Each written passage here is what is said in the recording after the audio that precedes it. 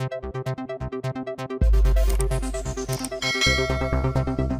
ပြည်သူတွေကလည်းဒီရက်ထဲမှာနာကြီးစရာတွေပေါ့နော်ခံပြင်းစရာတွေများနေတော့အခုလိုမျိုးအရှင်ဖမ်းမိတယ်ဆိုတဲ့သတင်းမကျေနပ်နိုင်ကြဘူးပြီးရင်အဲ့လိုမျိုးဒါကြီးကိုမကြားချင်ဘူးဆိုတဲ့ပုံစံမျိုးတွေကစားဖြစ်နေတယ်ကျွန်တော်တို့လည်းအဲ့လိုပုံစံမျိုးပါပဲပေါ့နော်ဒီကောင်ကြီးရဲ့စောက်ဦးတွေကိုဘယ်လိုဝင်သွားတယ်အဲ့ကောင်ကြီးနောက်ကိုဘယ်လိုမျိုးတိုက်တဲ့အချိန်မှာအဲ့ကောင်ကြီးရဲ့နောက်ဆုံးမြင်တွေ့လဲရတဲ့မျက်နာတွေသူတို့ရဲ့အပြုတ်မှုတွေထွက်ပြေးတာခုံထွက်သွားခုံပြေးတာဒါမျိုးပုံစံမျိုးတွေပေါ့နော်အဲ့လိုဟာတွေနဲ့ပတ်သက်လို့မှတ်တမ်းတွေထွက်လာပြီးဆိုရင်ဒီနေ့မှာဒါကျွန်တော်တို့စခန်းသိမ်းတဲ့အကြောင်းအရာတွေလည်းပါမယ်ပေါ့နော်ပြီးတော့ဒီတရားဇာတာနဲ့ပတ်သက်တဲ့ကိစ္စမျိုးအခုဒီကပ်ဘေးတွေစိုက်နေတဲ့ဟာတွေပေါ့ဗျာအဲဥစ္စာတွေနဲ့ပတ်သက်လို့တကယ်မြင်တဲ့အရှိတရားတွေပေါ့နော်အဲ့အကြောင်းတွေလည်းကျွန်တော်ပြောသွားဖို့ရှိပါတယ်မတရားဘက်မှာလည်းစကန်နေသိမ်းတယ်ခေါင်လန်ဘူးဘက်မှာလည်းစကန်နေသိမ်းတာရှိပါတယ်ဗောနော်ဇူလိုင်လ10ရက်နေ့မနက်ပူတာကိုခေါင်လန်ဘူးဒေသမှာ KIA ကစစ်ကောင်စီနဲ့ပြည်သူစစ်ဗောနော်ပေါင်းထားတဲ့စကန်တွေကိုသိမ်းပိုက်ရရှိခဲ့တာရှိပါတယ်စကန်2ခုလို့သိရတယ်ဗောနော်အဲ့တော့စစ်ကောင်စီဘက်ကအဲ့တိုက်ပွဲမှာ20ကျော်တေဆုံးတယ်ပြီးရင်ကျန်တဲ့ကောင်တွေကစင်ကလေးနဲ့ထွက်ပြေးတယ်ဗောနော်စကန်တွေကနေဆုံးခွာပြီးတော့ထွက်ပြေးကြရရှိပါတယ်သိမ်းဆီးရရှိတဲ့လက်နက်ခဲယမ်းကလက်နက်15လက်နဲ့ခရမ်းအမြောက်များတင်စီရရှိတဲ့ရိတ်ခါအများပြားလဲရတယ်ဆိုပြီးတော့သတင်းတွေမှာဖော်ပြထားတာတွေ့ရမှာပါအဲ့တော့ဒီထပ်ပြီးတော့ဗောနော်ဒါပြည်သူစစ်ဆိုတဲ့ကောင်တွေကိုအရှင်ဖမ်းမိတာလည်းရှိတယ်ဆိုပြီးတော့ဒါဖော်ပြထားတယ်ဗောနော်အဲ့တော့ပြည်သူတွေကလည်းဒီရက်ထဲမှာနာကြီးစရာတွေဗောနော်ခံပြင်းစရာတွေများနေတော့အခုလိုမျိုးအရှင်ဖမ်းမိတယ်ဆိုတဲ့သတင်းမကျေနပ်နိုင်ကြဘူးပြီးရင်အဲ့လိုမျိုးဒါကြီးကိုမကြားချင်ဘူးဆိုတဲ့ပုံစံမျိုးတွေကစားဖြစ်နေတယ်ကျွန်တော်တို့လည်းအဲ့လိုပုံစံမျိုးပါပဲဗောနော်အဲ့တော့ဘာကြောင့်လဲဆိုတော့ဒီရှေ့မှာဗောနော်ရှေ့ပိုင်းမှာစစ်ကောင်စီကတည့်တဲ့အတိုင်းပဲအများပြောနေတဲ့အတိုင်းပဲဗောနော်ရန်သူကရန်သူပီတာတယ်ဆိုတဲ့ဇာတ်တကယ်လည်းဟုတ်ပါတယ်စစ်ကောင်စီကဒီ6ကိစ္စမှာဆိုလဲအဲ့လိုပုံစံမျိုးပဲဗောနော်ရန်သူကရန်သူပီတာတယ်ကိုဘကအဖွဲ့တွေကမိလာပြီဆိုတဲ့အချိန်မှာတော့အနည်းဆုံးတော့အသက်ရှင်တန်ခွင့်ပေးတယ်ဗောဗျာစစ်ကောင်စီဘက်ကတော့အဲ့လိုမဟုတ်ဘူးဗောနော်နောက်ဆုံးဗောနော်မိပြီးမှပဲပြန်ပြီးတော့ရှင်းလင်းလိုက်တာမျိုးတွေအစရှိတယ်ဗောနော်ပြီးတော့ကျွန်တော်ရဲဘော်တွေကိုဂုံယူရမှာလေးစားရမှာရှိပါတယ်အဲ့ဘေးနားမှာပုံထားပါတယ်ဗောနော်အဲ့တော့ဒါတွေကတော့ဒါပြီးသွားပြီဗောလေနော်ဒါပေမဲ့ကျွန်တော်တို့ဒီသူရဲကောင်းတွေအတွက်ပြန်ပြီးတော့ဒါကြွေးတောင်းရမယ့်ဟာတွေရှိတယ်ရှေ့ဆက်ရမယ့်ဟာတွေရှိတယ်ဒီရဲဘော်တွေရဲ့မိသားစုတွေအတွက်တနေ့တော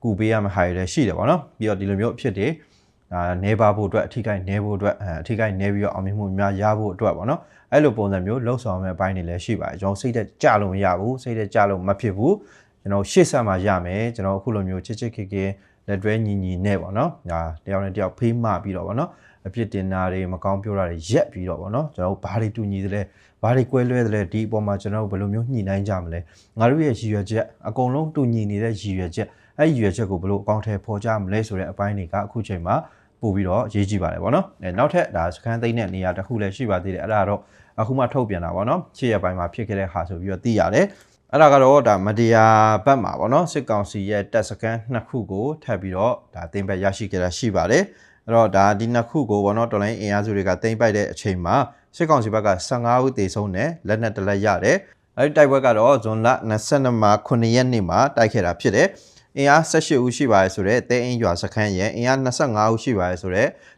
့ရှင်လာတောင်ရွာစခန်းရဲ့ကိုတပြိုင်နဲ့ဒေါ်လာအင်အားစုတွေကတိုက်ခိုက်နိုင်ခဲ့တာဖြစ်ပါတယ်အဲ့တော့တဲအင်းရွာစခန်းကိုတိုက်တဲ့အချိန်မှာစစ်ကောင်စီဘက်က4ဦးသေဆုံးတယ်ကျန်တဲ့ကောင်တွေကကျွန်းကြီးရွာဘက်ကိုထွက်ပြေးတယ်အဲ့ကောင်တွေကင်ထားတဲ့လက်နက်တစ်လက်ရတယ်ဗောဗျာပြီးရင်ရှဲကြံခဲ့တဲ့ကောင်ကြံခဲ့အဲ့လိုအနေထားမှာပဲ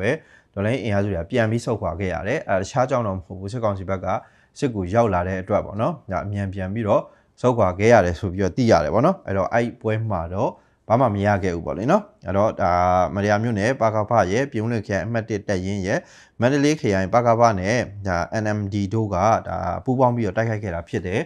ပြီးတော့တော်လိုင်းအင်အားစုတွေဘက်ကတပ်ဖွဲ့ဝင်တယောက်ကြာဆုံးနေဆိုပြီးတော့လည်းသိရတယ်ဗောနော်အဲ့တော့စခန်းနှစ်ခုကိုတပြိုင်တည်းအခုလိုမျို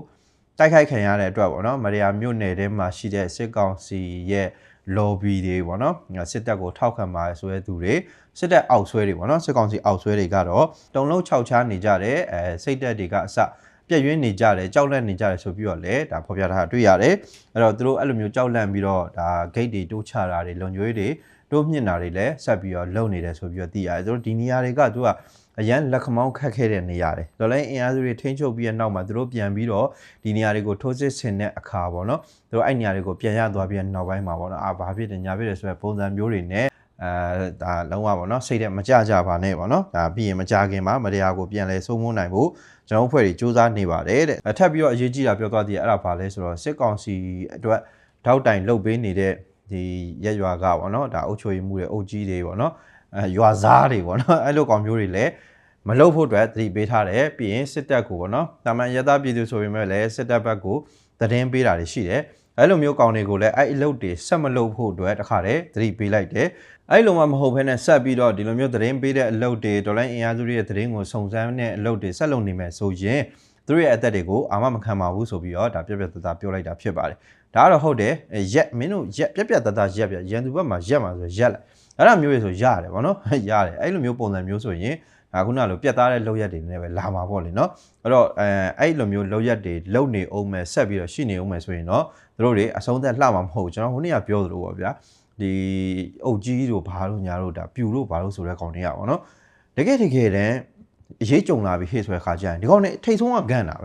ဘာလို့လဲဆိုတော့စစ်ကောင်စီကသူတို့ကိုကာကွယ်ပေးမှာမဟုတ်ဘူးသူတို့ကိုယ်တော်ကသူတို့မကာကွယ်နိုင်ဘူးဗျာပြီးရင်သူတို့အတွက်ဒီထားပါတော့စစ်ကောင်စီအတွက်ဒီအုပ်ချုပ်ရေးမှုဆိုတဲ့ကောင်တွေကဘာမှမဟုတ်ဘူးဒီကောင်တေဝိုင်းနောက်တစ်ကောင်ထပ်ခတ်မယ်ဆိုပြီးတော့သူတို့ကအဲ့လိုပဲဆုံးဖြတ်ထားမှာပေါ့နော်အဲဒါကြောင့်မလို့သူတို့အနေနဲ့အခုလိုမျိုးဒါအလုပ်တွေပေါ့နော်ဒေါ်လာရင်းကိုဒုက္ခပေးတဲ့အလုပ်တွေဆက်လုပ်နေမယ်ဆိုရင်စောစောစီးစီးစီဝင်ချုပ်ပါသူမှလာပြီးကာကွယ်ပေးမှာမဟုတ်ဘူးပေါ့နော်ဒီကောင်တွေကိုပေးထားမှာပါလက်ပြပုံတစ်လုံးပစ္စတိုတစ်လက်ဒါပဲပေးထားမှာအဲ့လိုဟာတွေကလည်းတကယ်တမ်းပေါ့နော်ဒီကောင်တွေရဲ့ဒါစီအသီးသီးရှိဖို့မျိုးနဲ့ဆိုလို့ရတော့ပေါ့နော်နာမည်ပါမေးပြီးတော့အုတ်ခံရမှာပေါ့နော်အေးဘာရရဲဘာရှိလဲဆိုတဲ့ဟာကအဲ့ဟာကိုသွားတွေ့ရတယ်အမှတ်တမ်းတွေရုပ်တံတွေဒီလိုမျိုးဟာတွေနဲ့တပါးတည်းပူတွဲပြီးတော့ထုတ်ပြန်လိုက်တဲ့ဒီလိုမျိုးအောင်ပွဲသတင်းမျိုးဆိုရင်ဒါပြည်သူတွေရဲ့တုံ့ပြန်မှုကတစ်မျိုးပေါ့နော်ဆရာတက်ကြွမှုကတစ်မျိုးဒါပေမဲ့အခုလိုမျိုးပဲပေါ့နော်ဒါသတင်းအနေနဲ့ပဲထုတ်ပြန်လာတဲ့ပုံတွေပါတွေပါတာရှိတယ်မပါတာရှိတယ်မပါဘူးဆိုရင်ဒီဟာပေါ်မှာတုံ့ပြန်တဲ့ပုံစံကတစ်မျိုးဒါကတော့ကွာခြားတယ်ကျွန်တော်ဆိုလည်းအဲ့လိုပုံစံမျိုးပဲပေါ့နော်ဘာကြောင့်လဲဆိုတော့ဒီသတင်းပုံစံမျိုးထုတ်ပြန်လိုက်ပြီးတော့အဲ့အနောက်မှာပေါ့နော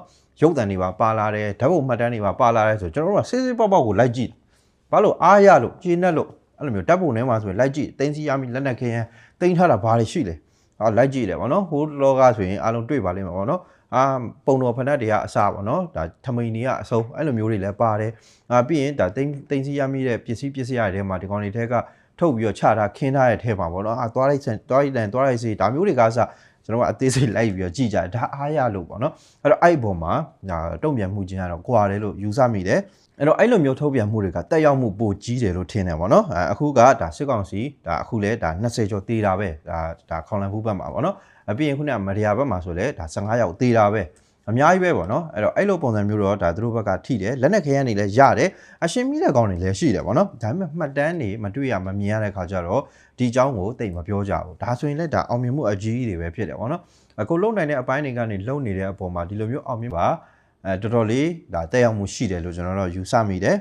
ပြီးတော့အဲ့လိုမျိုးစိတ်တက်ကြွစေဖို့အတွက်တခါတည်းမှာလည်းဒီလိုမျိုးထုတ်ပြန်မှုတွေကအရေးပါတယ်လို့ယူဆမိပါတယ်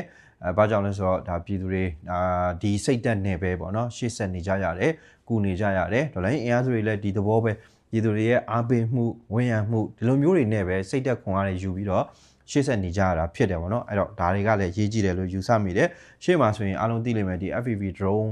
ဒီမှတ်တမ်းတွေထွက်လာတယ်ပေါ့နော်စစ်ကောင်စီရဲ့စောက်ဦးတွေကိုဘယ်လိုဝင်သွားတယ်အိုက်ကောင်တွေနောက်ကိုဘယ်လိုမျိုးတိုက်တဲ့အချိန်မှာအိုက်ကောင်တွေရဲ့နောက်ဆုံးမြင်တွေ့လဲရတဲ့မျက်နာတွေသူတို့ရဲ့အပြုတ်မှုတွေထွက်ပြေးတာခုံထွက်သွားခုံပြေးတာဒါမျိုးပုံစံမျိုးတွေပေါ့နော်အဲ့လိုဟာတွေနဲ့ပတ်သက်လို့မှတ်တမ်းတွေထွက်လာပြီးဆိုရင်လုံးဝကျွန်တော်တို့ဘက်ကလည်းဖုတ်တာဟိုဘက်ကကောင်တွေခေါင်းကိုမထောင်နိုင်ဘူးရှေ့ရပိုင်းမှာကိုပဲပေါ့နော်ဒီ MI17 ရဲရင်ကို FPV drone 2စီးနဲ့ပြင်းလိုက်တဲ့ဆိုတော့ရုပ်တံတွေထွက်လာတဲ့အချိန်မှာလည်းဖုတ်တာကျွန်တော်တို့ဒီဘက်ကတော်လိုင်းအင်အားစုတွေတော်လန်ပြည်သူတွေဒီအကြောင်းကိုကြည့်ပဲဇက်တိုက်ဆိုလို့ဒါအောင်ပွဲခံတာပေါ့လေနော်အဲ့လိုခံတဲ့ချက်ပြတယ်ဘာလို့လဲကျွန်တော်တို့သိစရာမလိုတဲ့ဟာတွေလည်းအများကြီးရှိတယ်ပေါ့နော်အဲ့တော့မချပြတင်တာတွေအချိန်မတိုင်သေးတာတွေပေါ့နော်အဲ့လိုဟာမျိုးတွေဆိုရင်လည်းကျွန်တော်ဘာမှတရားနဲ့ပတ်သက်လို့ပြောစရာမရှိဘူးပေါ့နော်ဒါပေမဲ့ရတယ်ဟေ့တို့ပြည်သူတွေဒါတက်ကြွစေဖို့တော်လိုင်းအင်အားစုတွေစိတ်တက်ကြွစေဖို့အတွက်ဒါမျိုးတွေကတော့ချကွာဆိုတဲ့ဟာမျိုးတွေဆိုရင်လည်းကျွန်တော်တို့ကမျှော်ပါတယ်လို့ပေါ့နော်နောက်တစ်ခုကတော့ဒါရခိုင်မှာပေါ့နော်ရေဘေးကတော်တော်လေးပြင်းပြင်းထန်ထန်ဆိုးဆိုးဝါးအခြေအနေမျိုးနဲ့ဖြစ်ပွားနေတာရှိပါတယ်အဲ့ဒီဒေသကပြည်သူတွေတော်တော်လေးခက်ရင်ဆိုင်ကြော်လွှားနေရတာရှိတယ်ပေါ့နော်အိမ်နေဆိုရင်အလုံးလိုက်မျောသွားတဲ့အဆင့်တွေမျိုးအထိဒါမြင်တွေ့နေရပြီဖြစ်တယ်ပြီးကြတဲ့ရက်ပိုင်းကစပြီးတော့မိုးအဆက်မပြတ်ရွာသွန်းမှုတွေကြောင့်မလို့မြစ်ရေတွေတက်လာတယ်ပြီးရင်ရခိုင်ပြည်နယ်ရဲ့မြို့နယ်၈ခုထက်မနည်းမှာဒီရေကြီးရေရှမ်းမှုတွေဖြစ်ပွားတယ်ရခိုင်ပြည်သူ သိန်းကနန်းလောက်ထိဒါရေဘေးဒုက္ခရောက်နေတယ်လို့ပြောမှာဖြစ်တယ်အထူးသဖြင့်ဒါမင်းပြမြောက်ဦးကြောက်တော်ပုံနှကျွန်းပလက်ဝဘူးသီးတောင်မောင်တော်ရသေ့တောင်ဒီဒေသတွေမှာဒါရေလွှမ်းမှုတန်ကိုအပြင်းထန်ခံစားနေရတာရှိတယ်အဲ့တော့အာခတက်တော် AA ပေါ့နော်ဒါ ULA အနေနဲ့လည်းဒါရေဘေးကူညီကယ်ဆယ်ရေးလုပ်ငန်းတွေအများကြီးပဲတွေ့ရတယ်ရခိုင်ပြည်သူတွေကတကယ်ကိုပေါ့နော်ကြီးမားတဲ့အခက်အခဲတွေကိုဆိုးဆိုးဝါးဝါးနဲ့ရင်ဆိုင်ကြော်ဖြတ်နေရတယ်လို့ပြောရမှာဖြစ်ပါတယ်။ဘာကြောင့်လဲဆိုတော့ရခိုင်ပြည်နယ်တစ်ခုလုံးလွတ်မြောက်ဖို့အတွက်အခါတော် A ရဲ့ဥဆောင်မှုနဲ့ပေါ့နော်ဒါတိုက်ပွဲတွေဝင်ပြီးတော့မြို့နယ်တွေရပြီဆိုတဲ့အချိန်မှာစစ်ကောင်စီဟာဒီနေရာတွေကိုအကြောင်းမဲ့သက်လေကြောင်းပုံကျဲတိုက်ခိုက်မှုတွေလုပ်တယ်။ဇက်တိုက်ဆိုသလိုလုပ်တယ်။ပြည်သူတွေရဲ့အိုးအိမ်တွေပျက်စီးရတယ်။ပြည်သူတွေဒါအပြစ်မဲ့ပြည်သူတွေရသပြည်သူတွေတည်ကြကြရတယ်ပေါ့အများကြီးပဲပေါ့နော်ဒီကလေးတငယ်အမျိုးသမီးဒါအမျိုးသားအဖိုးအဖွားအစုံပဲပေါ့ဗျာအဲ့လိုပုံစံမျိုးနဲ့လေကြောင်းတိုက်ခိုက်ခံနေရတဲ့ဟာတွေလည်းရှိတယ်ပေါ့ဗျာအခုဆိုရင်ကြည့်ဒါတဘာဝကပ်ဘေးအစားဒါထပ်ပြီးတော့ခံစားနေရပြန်ပါတယ်ပေါ့နော်အခုလိုမျိုးရေကြီးရေရှမ်းနေပါလေဆိုတာတော့မှပဲစစ်ကောင်စီကလေကြောင်းတိုက်ခိုက်မှုအဆမပြေလုပ်နေတော့မယ်အဲ့တော့အများကြီးပဲပေါ့နော်ကြုံတွေ့နေရတဲ့ဒုက္ခတွေကအဆိုးဝါးဆုံးအခြေအနေလို့တော့ပြောလို့ရပါတယ်အဲ့တော့ A အနေနဲ့လဲပေါ့နော်ဒါရွှေပြောင်းတာတွေကေဆယ်တာတွေဒါတွေလည်းလုပ်နေရတယ်ဆိုပေမဲ့လည်းအဲ့ဘက်ချမ်းမှာရှိတဲ့ပြည်သူတွေအနေနဲ့ရေဘေးဒုက္ခခံစားနေရတဲ့ပြည်သူတွေအနေနဲ့ဒီဆေးဝါးတွေကျန်းမာရေးစောင့်ရှောက်မှုတွေဒါတွေလည်းလိုအပ်နေသေးပဲဖြစ်ပါတယ်ဒီအာနာရှင်တွေခေတ်အဆက်ဆက်နိုင်ငံရဲ့တရားဇာတာတွေကိုပေါ့နော်ဒါခေတ်အဆက်ဆက်ကိုကျိုးအတွက်လွန်ကျူးဒါဖော်ထုတ်သုံးဆွဲတာတွေရောင်းချတာတွေဒါမျိုးပုံစံမျိုးလုပ်ခဲ့တာတွေအများကြီးပဲရှိတယ်ဒီတစ်တော်ပြုံးလိမှုတွေပေါ့ဗျာတစ်ခိုးထုတ်ပါတယ်ဆိုတဲ့ဟာမျိုးတွေတကယ်တမ်းမှာပေါ့နော်ကြားလို့တော့မဟုတ်ဘူးတိုင်းလို့တော့မဟုတ်ဘဲနဲ့အဲ့တစ်ပင်အလုံးလိုက်ကိုအိမ်တိုင်းလုတ်ပလိုက်တာမျိုးတွေအများကြီးပဲတွေ့ရတယ်အဲ့ဒါတွေကဒီမြန်မာနိုင်ငံကနေတွားတဲ့ဟာတွေအများကြီးရှိတယ်ပေါ့နော်ရင်နာစရာကြီးတွေလို့ပြောရမှာပေါ့ဗျာအဲ့တော့ဒီတပတ်မှာခံရတာကြတော့ဒါပြည်သူတွေကဒါတောက်လျှောက်ခံရတယ်ကောင်းစားတော့ကြတော့အာနာရှင်တွေဒါစစ်ဗိုလ်ချုပ်တွေကကောင်းစားတယ်တကယ်ဒီတဘာဝဘေးအန္တရာယ်တွေခံစားရတော့ကြတော့ပြည်သူတွေဒေသခံတွေတိုင်းသားနယ်မြေတွေကခံစားရတာဖြစ်ပါတယ်ပြီးတော့အဲ့လိုမျိုးတရားဇာတပေါ်ကျွယ်ဝပါတယ်ဆိုတော့ဒါပြည်နယ်တွေမှာပေါ့နော်ဒါလမ်းမဆက်သွယ်ရေးအခုထိခက်ခဲနေတော့မယ်ပညာရေးအခုထိခက်ခဲနေတော့မယ်ပြည်သူတွေကအခြေခံလိုအပ်ချက်တွေအများကြီးရှိနေတော့မယ်ပေါ့နော်အင်တာနက်မရတဲ့နေရာတွေအခုချိန်ထိအများကြီးပဲရှိနေတော့မယ်လျှက်စစ်မီမရသေးတဲ့ပြည်နယ်တွေအခုချိန်ထိအများကြီးပဲရှိနေတော့မယ်ပေါ့နော်ဒါကြောင့်တွေဒါနေဆက်လိုနေရာမျိုးတွေရောက်တဲ့ချိန်မှာပေါ့နော်ဟိုတော်တော်ကိုခက်ခဲရုန်းကန်ပြီးတော့ရှင်တန်နေရတဲ့တိုင်းသားနယ်မြေတွေအများကြီးရှိတယ်ဒါပေမဲ့အဲ့ကနေပြီးတော့မြစ်လေးချပြီးတော့တစ်ဖက်နိုင်ငံကိုကူးသွားလိုက်တဲ့ခါကျတော့နေဆက်ချင်းတူတောင်မှပဲအရန်ကွာချသွားတယ်အရန်ကိုကွာဟသွားတယ်ပေါ့နော်သူများနိုင်ငံဒီထိုင်းကိုပဲကြည့်မလားပေါ့နော်ဒါသူများနိုင်ငံမှာနေဆက်ဆိုတဲ့နေရာတွေမှာအဲ့မြစ်ကမ်းနှစ်ဘေးထိကတ်တရာလမ်းပေါက်တယ်ပေါ့နော်ကွန်ကရစ်လမ်းပေါက်တယ်ဓာတ်တိုင်ရှိတယ်လျှက်စစ်မီရတယ်အဲ့လိုပုံစံမျိုးထိသူတို့ကပြင်ဆင်ထားတယ်သူတို့နိုင်ငံကသူတို့အစိုးရကသူတို့ရဲ့နိုင်ငံသားတွေပုံမှာစေနာထားတယ်လို့ပဲပြောရမှာပေါ့လေနော်ဒါပေမဲ့ကျွန်တော်ဒီဘက်ကပေါ့နော်အများကြီးပေါ့နော်အခက်အခဲတွေအများကြီးရင်ဆိုင်ရတယ်အဲ့တော့စစ်ကောင်စီကသူတို့နေထိုင်ရာနေရာမျိုးတွေကြတော့ပို့ပြီးတော့ကောင်းမွန်အောင်လုပ်တယ်ဒီနေရာတွေကိုဗန်းပြတယ်ပေါ့နော်ဘယ်လိုတွေတိုးတက်လာပြီဘယ်လိုတွေဆင်ပြေလာပြီဘာဖြစ်တယ်ညာဖြစ်တယ်ဆိုတဲ့ပုံစံမျိုးတွေနဲ့ပြတယ်ဒါပေမဲ့တစ်ဖက်မှာကြတော့ဒါတန်းတူအခွင့်အရေးမရတာတွေမညီမျှတာတွေမမျှတတာတွေပေါ့နော်တိုင်းသားနေပြည်မှာအခုချိန်ထိကိုအများကြီးရှိနေတော့မှဖြစ်တယ်ဒါကြောင့်မလို့လဲအာခတော် A ကဘာပြောထားလဲဆိုတော့ဒီအခြေအနေတွေကနေလွတ်မြောက်ဖို့အတွက်ကိုယ်ကံကြမ္မာကိုဖန်တီးနိုင်ဖို့လိုအပ်တယ်ဆိုပြီးတော့ပြောခဲ့တယ်ပြီးတော့ကြတော့ဒီလိုမျိုးဒါအခက်ခဲတွေအချက်တဲတွေဒီတဘာဝကပ်ဘေးတွေပေါ့နော်